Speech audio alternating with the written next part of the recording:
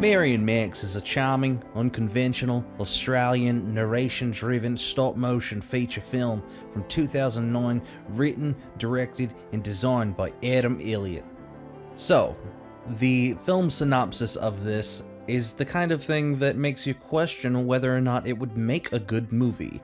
It is as follows. A tale of friendship between two unlikely pen pals, Mary, a lonely 8-year-old girl living in the suburbs of Melbourne, and Max, a 44-year-old severely obese man living in New York.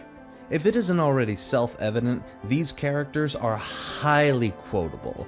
Each line of dialogue is closer to a gem than it would have been if it weren't played by such great actors with such great intonation in their voices when they speak. You have Max, played by Seymour Hoffman. He was one of the best actors of all time in some of my absolute favorite movies. And then there's Toni Collette, who was in movies like The Sixth Sense and The United States of Terror, which is one of my favorite series of all time, talking about the complexities and nuances and personal demons for an entire family that go along with mental illness. And in a lot of ways, this movie also mirrors some of the sensibilities tackled in The United States of Terror.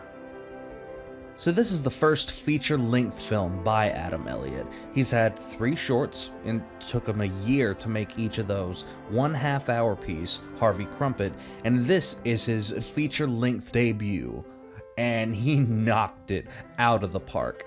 As time goes on, animation, especially stop-motion animation, becomes less and less appreciated for it as an art form or for its difficulty. It's a daunting task, with 24 frames being in every second. It's a very monotonous process. And when you have so many animators working, they work from 7 a.m. to 8 p.m. and would only be able to shoot individually 5 seconds per day. So altogether, each week, the entire team had a total turnout of 2.5 minutes. The grand scope of this project requires me to extend my gratitude to those who dedicated themselves to this project to make it something so special to so many people, myself included. There are endless character moments and endless nuances to a way a shot is composed, to a way a character reacts to their outside environment, to the environment itself. The desaturated colors of Australia and New York have these solid differentiations to match the characters' moods, melancholy, loneliness. Now, while most of every effect was in camera, this film had a particularly expensive color grading process, and the end result pays off to such a massive degree that every time I watch it, I feel hypnotized. I am compelled to suspend my disbelief. This movie has such an element of realism to it, in the sense how people react to others, how we react to ourselves, how we question our reality, how we question when somebody says there's something wrong with us, if we are absolutely sure that nothing is.